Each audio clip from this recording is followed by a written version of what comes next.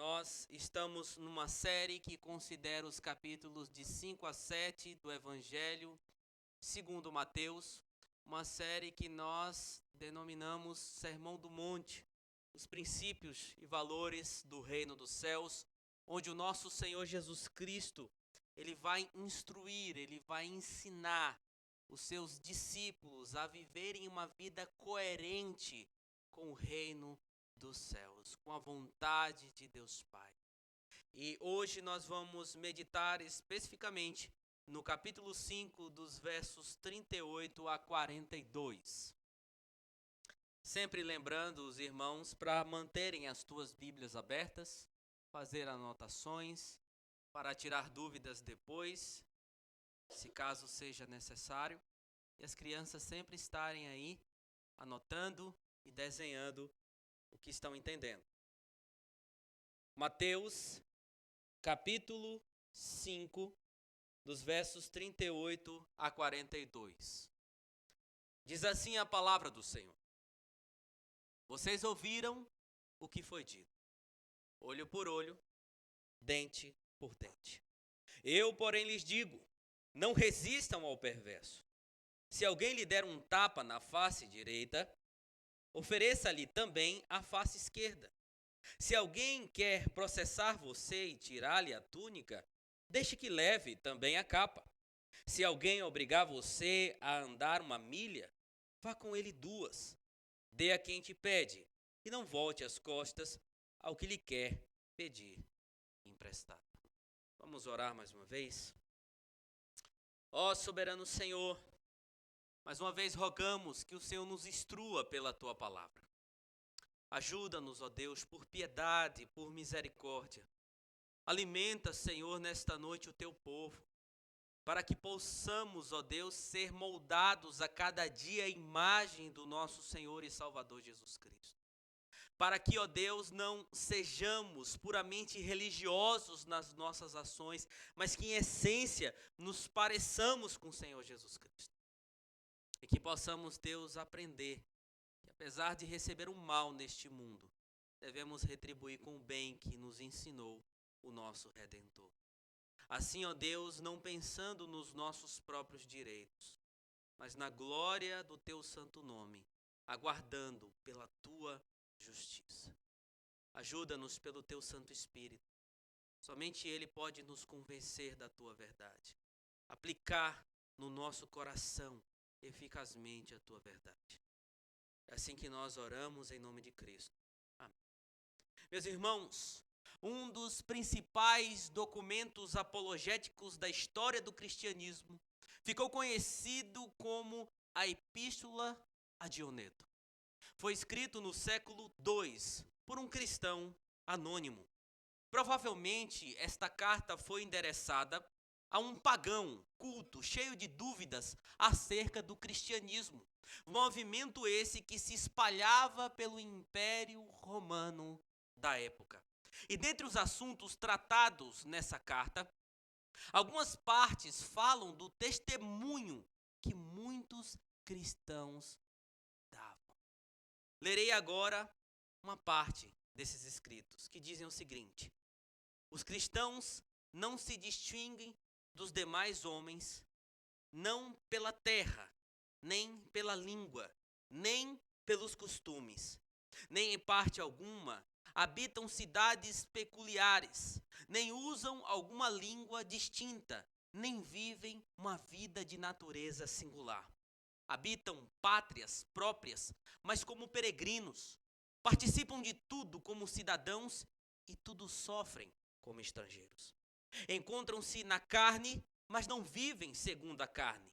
Moram na terra e são regidos pelo céu. Obedecem às leis estabelecidas e superam as leis com as próprias vidas. Amam todos e por todos são perseguidos. São desonrados e nas desonras são glorificados. Injuriados são também justificados. Insultados, bendizem. Ultrajados, prestam as devidas honras. Fazendo o bem, são punidos como os maus. Fustigados, alegram-se, como se recebessem a vida. são hostilizados pelos judeus como estrangeiros, são perseguidos pelos gregos, e os que os odeiam não sabem dizer a causa do ódio. Meus irmãos, lendo estes trechos, fica claro para nós que os cristãos primitivos se distinguiam por não serem também vingativos em meio às injúrias, os insultos e as desonras que sofriam. E abriam mão dos próprios direitos como cidadãos por amor aos que os perseguiam. E a pergunta que surge diante dessa verdade lida é: por que eles levavam esse estilo de vida? Afinal, como cidadãos de qualquer pátria, poderiam defender e buscar a sua própria justiça. Mas, irmãos, a resposta é: eles o faziam porque eram obedientes à palavra do Senhor que eles seguiam. Obedientes a Jesus Cristo, o qual ensinou que os verdadeiros cristãos devem retribuir aos seus adversários, não conforme a mera justiça deste mundo, não conforme são tratados, mas conforme os princípios do reino dos céus, que nos ensinam não a retribuir mal com mal, sermos vingativos, buscar o nosso próprio direito, mas retribuir o mal com bem e entregar todas as coisas na mão do verdadeiro e único Deus que traz a verdadeira justiça. Palavras essas que se encontram também no texto que nós lemos e também iremos meditar nesta noite. Aqui neste texto, mais uma vez Jesus vai se referir a um princípio da lei, como vinha fazendo outrora, não para contradizê-la, mas para confirmá-la, interpretá-la da forma correta e cumpri-la naquilo que ainda for necessário. Ele faz isso para refutar mais uma vez uma interpretação equivocada dos seus dias, que era dada pelos rabinos da época, pelos fariseus da época, pelos saduceus da época. E na ocasião, Jesus vai tratar do princípio da retribuição para os adversários que porventura viesse a se levantar contra cada um deles, contra cada um dos seus discípulos. E Jesus, irmãos, ensina que eles deveriam fazê-lo conforme haviam aprendido, não conforme haviam aprendido em seus dias, mas de acordo com os princípios e valores do reino dos céus. Eles deveriam retribuir aos adversários conforme os princípios e valores do reino dos céus, que consistia, em primeiro lugar, segundo os versos 38 a 39, a renunciar à vingança. A renunciar à vingança e à autojustiça.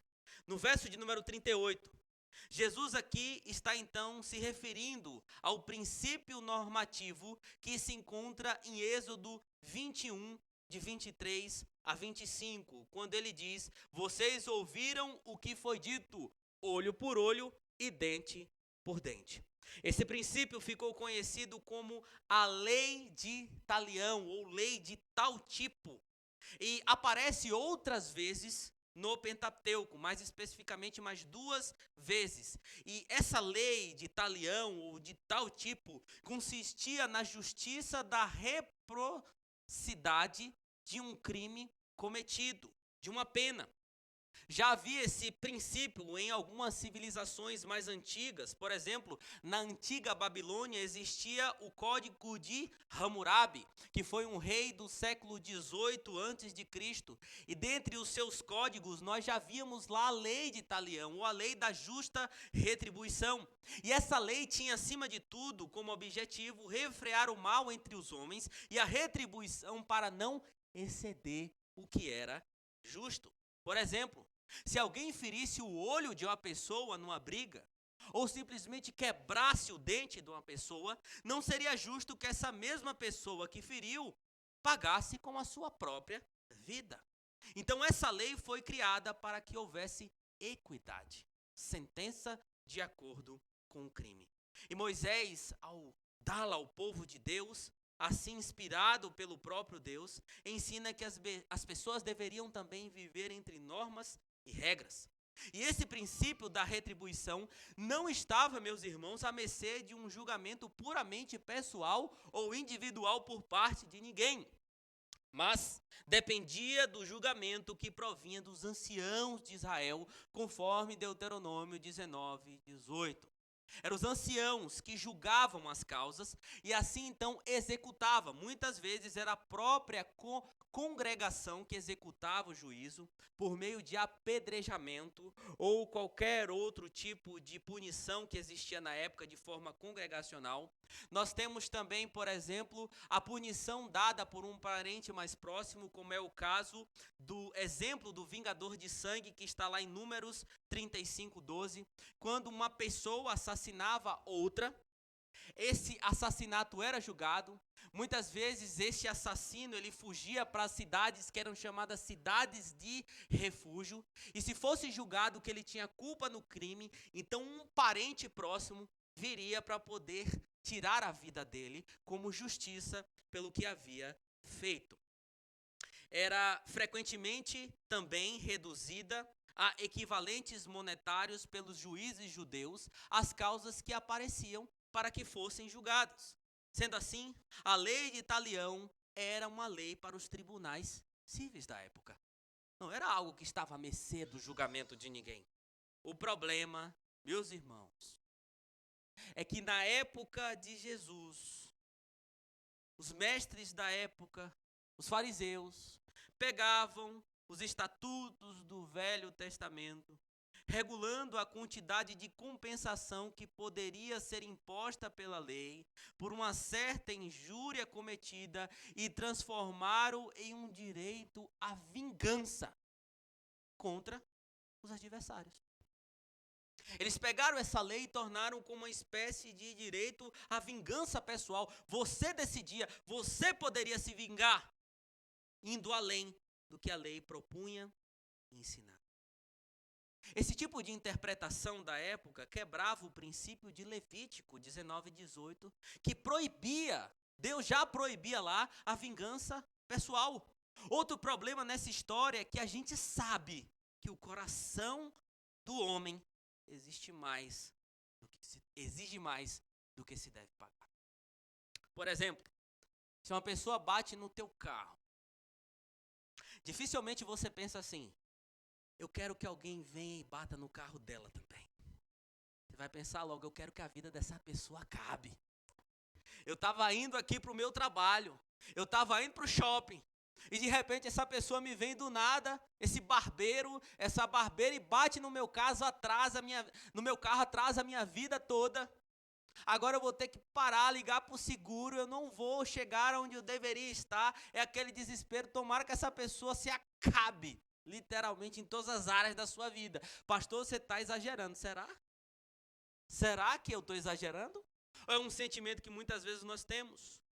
Quando a pessoa, meus irmãos, pisa no teu calo, muitas vezes você já quer que a perna dela seja arrancada.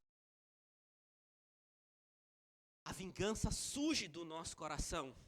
E a gente sabe que entregar a vingança ao nosso coração pecaminoso, que quer pagar mal com mal, não é uma coisa boa e proveitosa.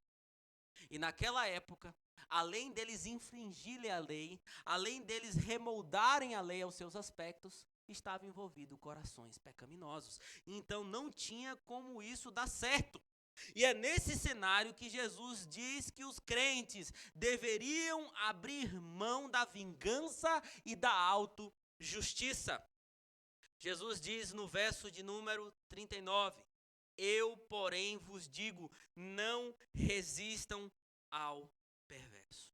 Em seguida, ele vai exemplificar como é não resistir ao perverso. Na tua Bíblia em português, na NAA e também para aqueles que têm a NVI, não fica muito claro. Mas existe aí, depois dessas palavras, uma conjunção lógico-corretiva grega, que desfaz a maneira errada e insere a maneira correta, ou as maneiras corretas de agir. Jesus está dizendo o seguinte, olha, não resistam ao perverso, mas, ou seja, o contrário disso é, se alguém lhe der um tapa na face direita, ofereça-lhe também a face esquerda. Meus irmãos, o que você precisa saber é que na época, receber um tapa na cara era uma coisa extremamente ofensiva. Hoje é, mas na época era algo que mexia tanto com a dignidade, era como acabar com a dignidade da pessoa. Geralmente os tapas não eram dados assim, né? Pá, igual novela, você vê aí. Espero que alguém aqui não assista novela, mas se lembre das novelas do passado, tá? Ou nas séries, vamos dizer assim. Mas era talvez com essa parte na frente da mão. As pessoas vinham e faziam assim, ó, pá, na cara dele. Isso trazia guerras. Isso trazia imensos problemas. Isso era como desfazer totalmente a dignidade da pessoa numa sociedade. A multa, muitas vezes cobrado por isso, excedia o salário anual médio de um homem. Se alguém desse um tapa na cara de uma pessoa. Mas o que é que Jesus está dizendo aqui com dar a outra face? É simplesmente tomar um tapa de um lado, virar o outro. Meus irmãos, em termos amplos, Jesus não está induzindo o cristão a deliberadamente escolher o caminho do sofrimento, de apanhar, de estar sofrendo totalmente e amplamente desta maneira. Isso é um equívoco. Muitos utilizam esse texto simplesmente, literalmente, como entendem. Ou Jesus está ensinando aqui, ele não está ensinando que os crentes devam abdicar de alguma defesa pessoal ou deixar de buscar os seus direitos. Por exemplo, imagine vocês que são pais de família. Se alguém entra dentro da tua casa querendo machucar a tua esposa, teu filho, teu bebê, você vai deixar? Será que se você se defender, você vai estar negligenciando as palavras de Cristo Jesus? Certamente não, porque as escrituras também dão base para a autodefesa. Martinho Lutero, em uma das suas conversas à mesa, disse certa vez que se alguém penetrasse na sua casa, tentasse violência contra a sua família ou causar dano a ele, ele estava obrigado a se defender em suas condições como chefe de família. E essa também é uma das nossas heranças reformadas, porque é a base bíblica para isso. Jesus também não está dizendo que se você for lesado de alguma forma, você não possa buscar a justiça corretamente. Por exemplo, eu estou aconselhando uma pessoa que foi lesada pelo seu antigo patrão, que não teve os seus direitos enquanto trabalhadora, a buscar sim os seus direitos diante da justiça. Não fazer o uso pessoal ou vingativo, mas buscar os direitos dela. Ela ficou doente, tudo que deveria ser pago a ela não foi pago, e por justiça, para o bem da própria pessoa e dela, ela deve sim buscar os seus direitos. Jesus, queridos, não está aqui também redefinido ou eliminando o Estado e as suas responsabilidades básicas e seus discípulos também quanto às suas reações para com o Estado.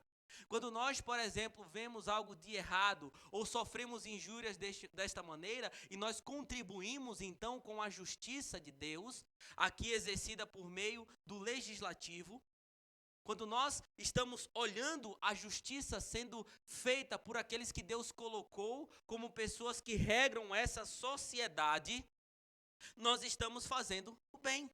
Nós estamos contribuindo com as autoridades que existem neste mundo. Jesus então está ensinando o quê?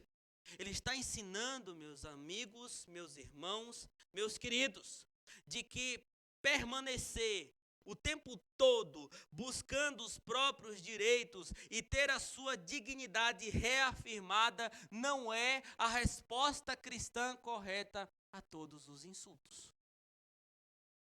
Não é a resposta correta. Porque, infelizmente, a todo tempo e a toda situação, a gente quer que tudo possa ser resolvido na hora, que as injúrias elas sejam desfeitas, elas sejam pagas. Nós queremos ser exaltados quando somos humilhados e coisas do tipo.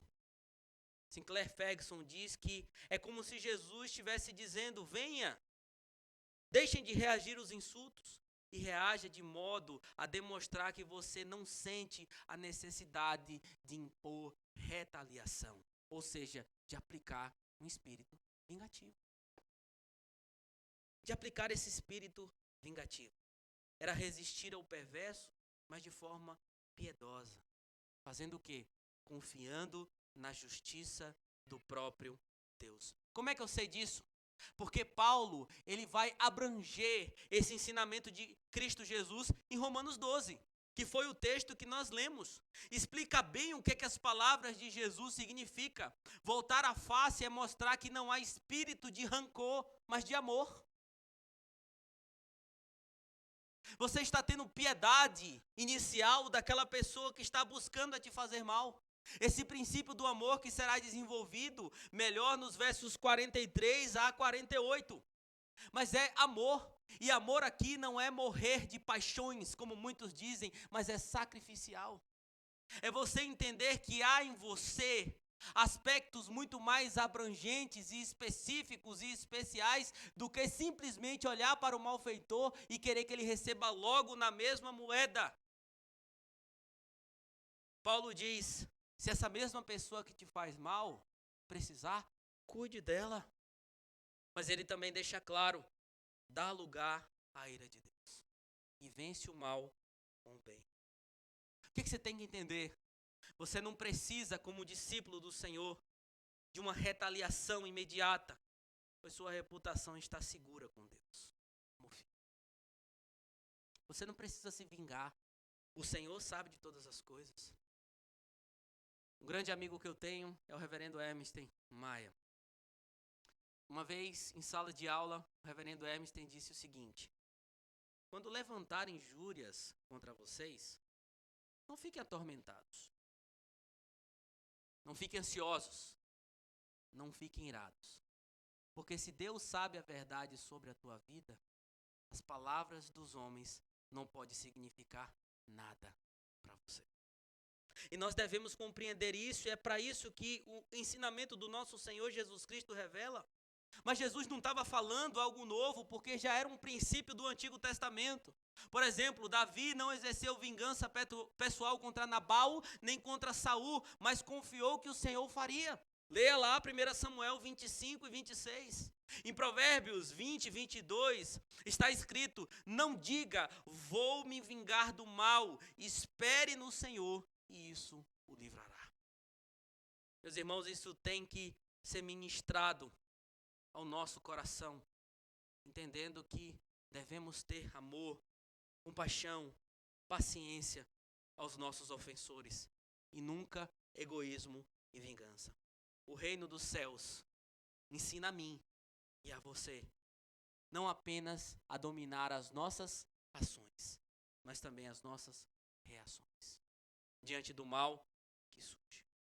E quando é um irmão em Cristo que te faz mal, ou lesa você de alguma maneira, devemos considerar ainda mais os nossos impulsos. Lá em 1 Coríntios 6, Paulo ele censura o litígio entre irmãos, dizendo que é melhor suportar insultos adicionais do que levar um irmão da aliança, por exemplo, a um juiz descrente, aos juízos deste mundo.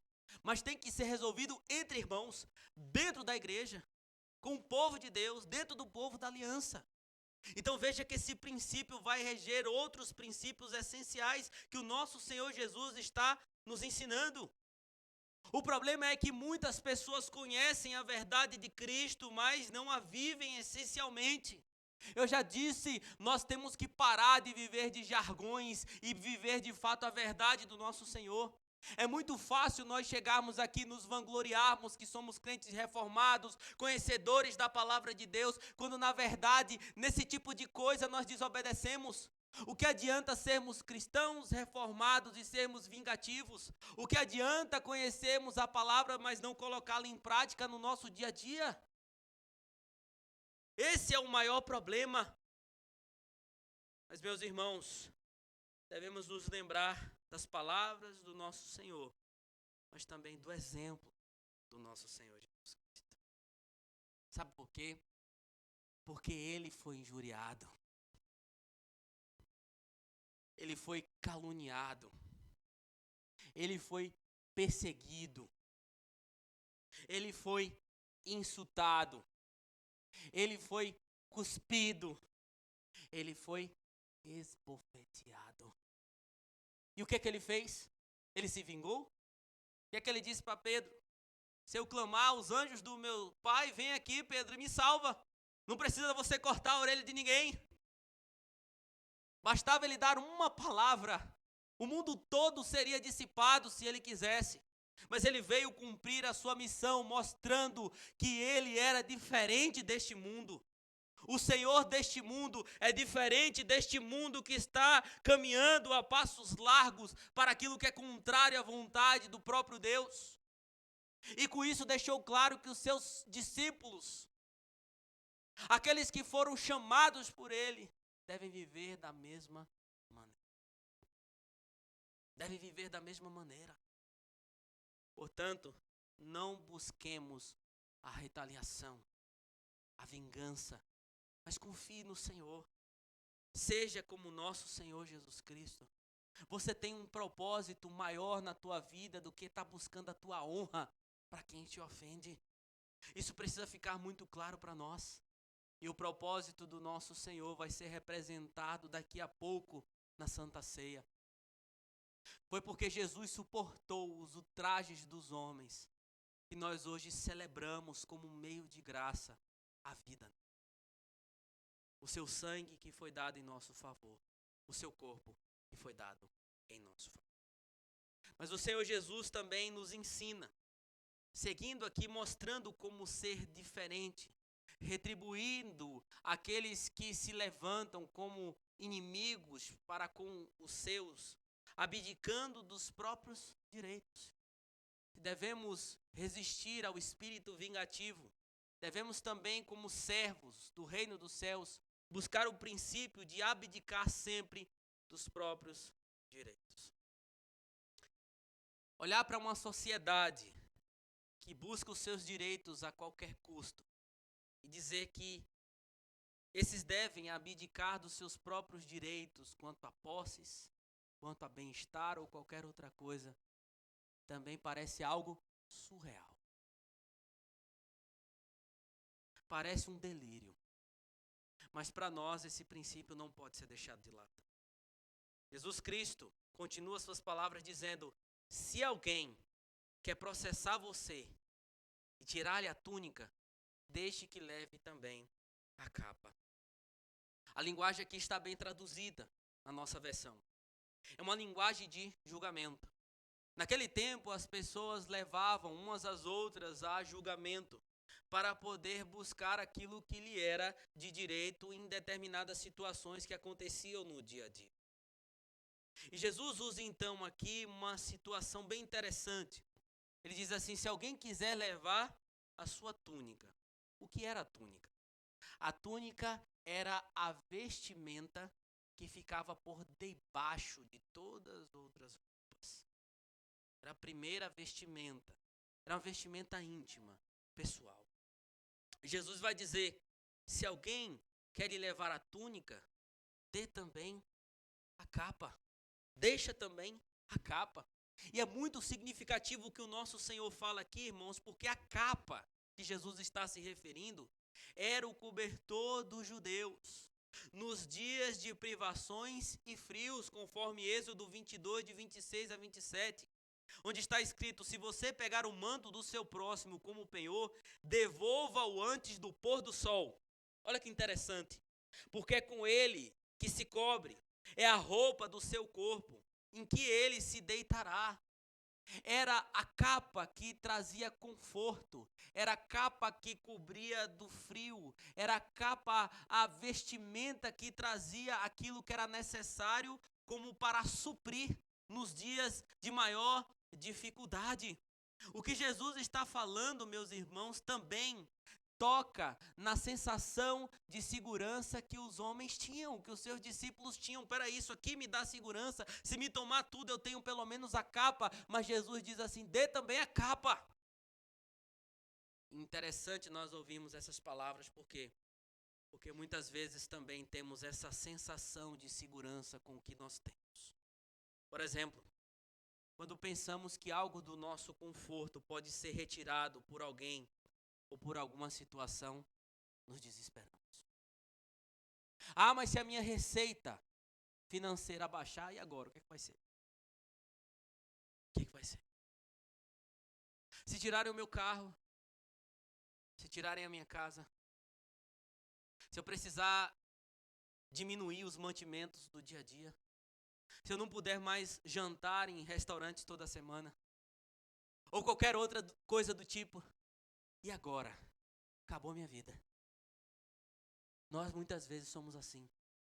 Olhamos para aquilo que nos dá segurança e quando pensamos que pode ser tirado de nós ou podemos perder, misericórdia, acabou minha vida. Mas Jesus nos ensina, meus irmãos, que se alguém tenta tirar aquilo que é caro para nós, não devemos odiar ou retaliar as pessoas por causa das posses. Devemos abdicar dos nossos direitos, meus irmãos.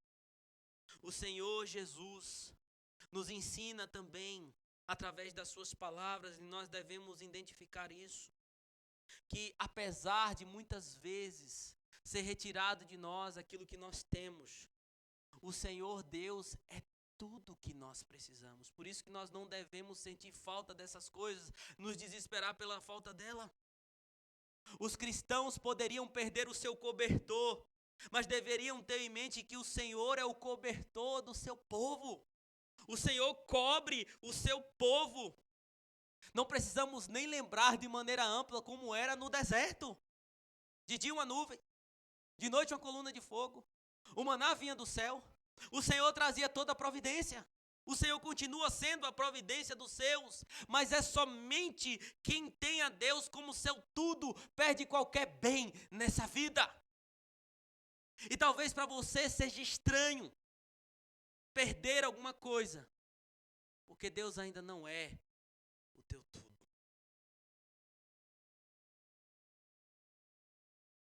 Se você não tiver nada na tua vida, você tem que entender que você tem tudo, porque tem o Deus de todas as coisas. Quem mais tenho eu no céu, senão a ti? E na terra não há quem me compraza. Minha alma e meu coração desfalecem, mas Deus é a fortaleza do meu coração. E a minha herança é para sempre. Salmo 73, 25 e 26. Precisamos também nos lembrar, mais uma vez, que Cristo está tratando da pessoalidade do coração. Essas palavras não podem ser tomadas literalmente, em alguns aspectos. Por exemplo, você tem seu negócio. Imagine que a Marlene está lá costurando 10 roupas. A pessoa compra as 10 roupas, mas fala assim, Marlene, eu quero mais 10. Aí Marlene vai lá e fala, não, toma aqui mais 10. Não, Marlene, agora eu quero mais 10. Aí ela vai dar de graça 20. Espera aí. Não é bem assim que a coisa funciona, não é verdade? Se alguém entrar na loja de um cristão dizendo, estou com frio, compra um cobertor, mas diz assim, eu quero mais 2, mais 3, de graça, faz sentido? Não. Não é literalmente como muitos dizem. Mas Jesus está ensinando que o nosso coração deve estar apto a ceder quando necessário. Isso precisa estar muito claro para nós. Mas Jesus conta outros exemplos interessantes. Verso 41. Se alguém obrigar você a andar 1 milha, vá com ele 2. Naquele tempo, os soldados romanos podiam exigir que camponeses carregassem as suas coisas por 1 milha, que dava mais ou menos 1,5 km. Observe que quando Jesus estava carregando a sua cruz, os soldados pegaram um homem chamado Simão para que o ajudasse a carregar a cruz por uma determinada extensão. E naquele tempo, muitas vezes, os cristãos se deparavam com esses soldados romanos, que forçavam eles a carregarem as suas coisas por 1 milha. E é mais ou menos nesse contexto que Jesus está dizendo, ó, se forçar você a andar com 1 milha, vá com ele 2. Se um soldado romano te forçar a fazer isso, não fique reclamando. Não fique dizendo assim, ele está tomando o meu tempo, está tomando a minha vida. Mas vá com ele 2. Mostre que você é diferente. Agora, imagine, irmãos, que naquele tempo, os saduceus e outros religiosos achavam que o Messias viria libertá-lo do governo romano. E Jesus está falando aqui, ó, se eles forçarem você a caminhar 1 milha, vai 2. Quando foram cobrar impostos, Jesus pagou os impostos. Jesus não era antinomista.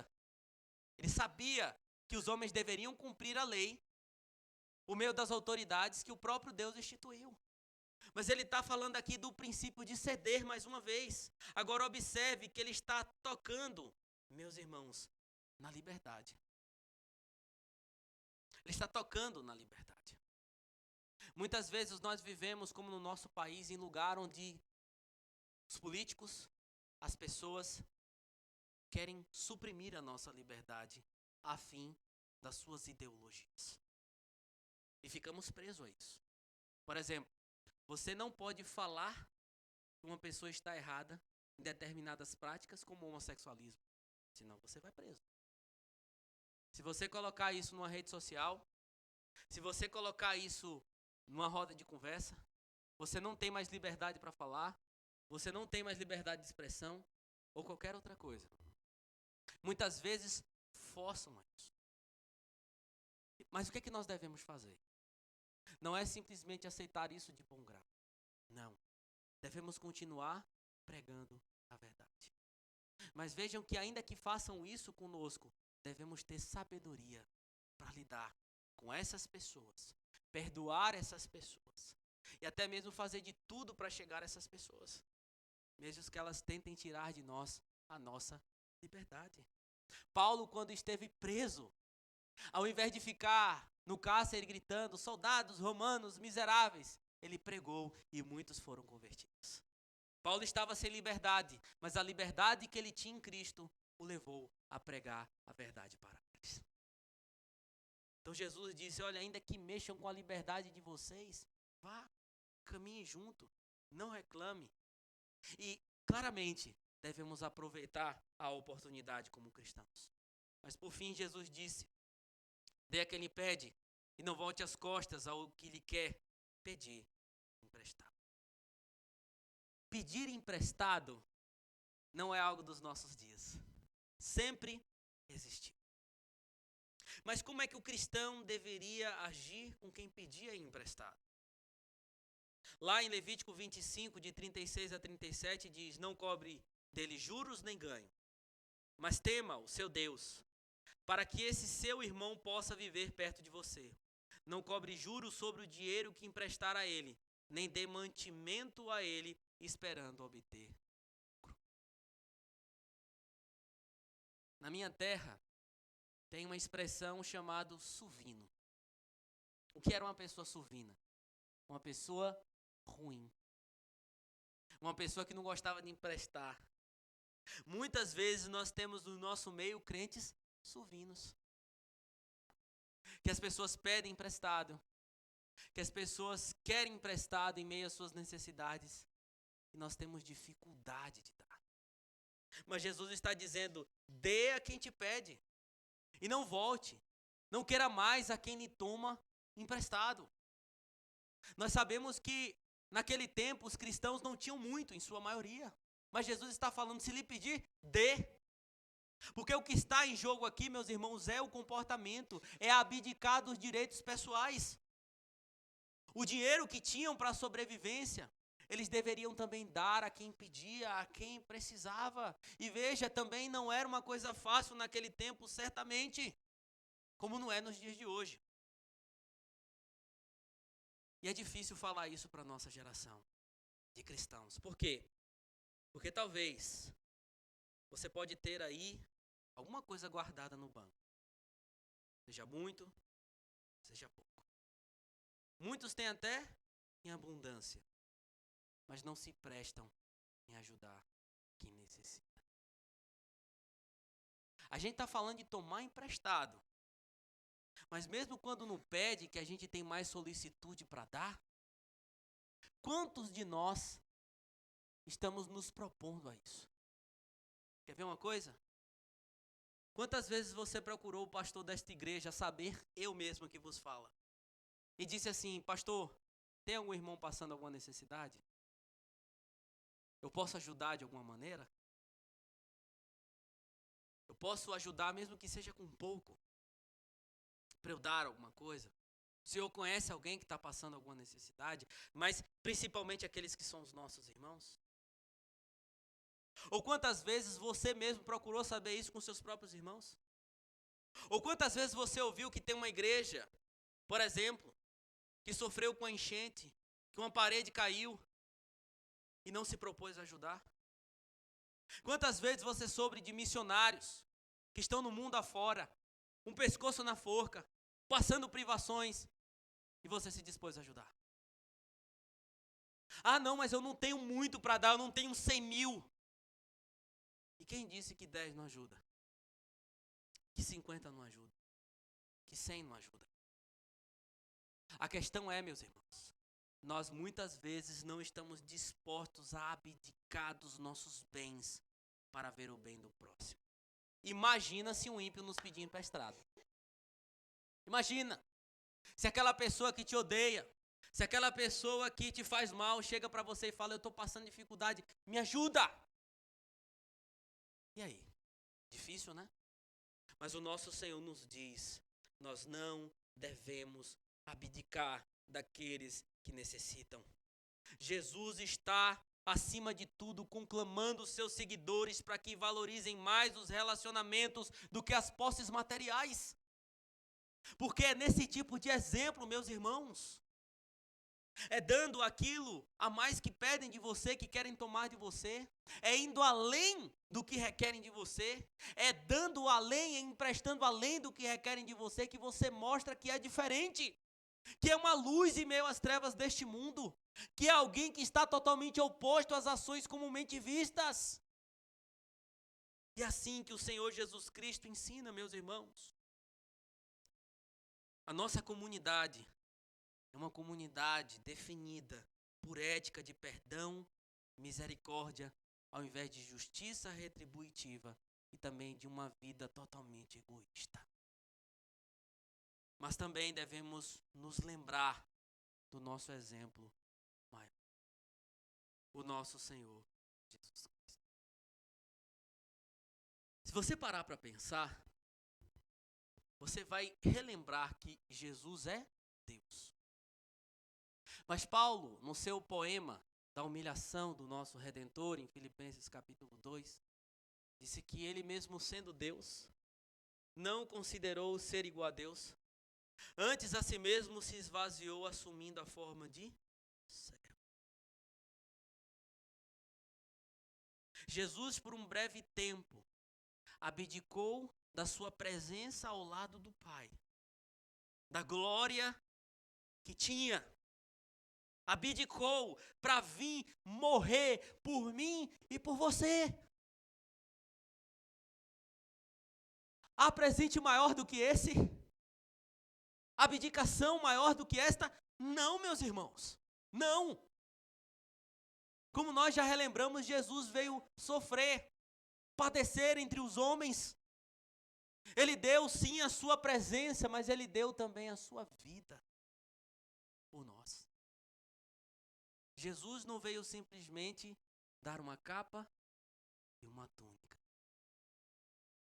Sim, rasgaram as vestes do nosso Redentor e lançaram sorte sobre ele. Jesus, ele não veio simplesmente caminhar uma milha para ter misericórdia de pecadores, mas ele percorria as cidades da época para pregar a verdade. Jesus não veio emprestar nada, ele veio dar, mesmo para quem não pediu. Porque se dependesse do coração dos homens para pedir a salvação, ninguém ia querer. Mas ele, sendo rico em misericórdia, por causa do grande amor com que nos amou, e estando mortos nos nossos delitos e pecados, veio nos dar vida. Portanto, meus irmãos, temos o nosso exemplo supremo. Jesus perdeu tudo para o bem de quem não merecia, para os seus inimigos. E é assim que nós devemos viver. Essas devem ser as nossas ações. Vingança? Não. Justiça? Sim. Conforme aquilo que é correto. Jesus não aboliu a justiça. Paulo também não. Os apóstolos também não. Apesar de padecerem na mão de muitas dessas pessoas. Cristão de verdade, que vive pelo princípio do reino dos céus, ele abdica de si, das suas próprias coisas, para dar exemplo aos inimigos, para ter amor, compaixão e misericórdia dos inimigos, assim como o nosso Senhor Jesus Cristo fez.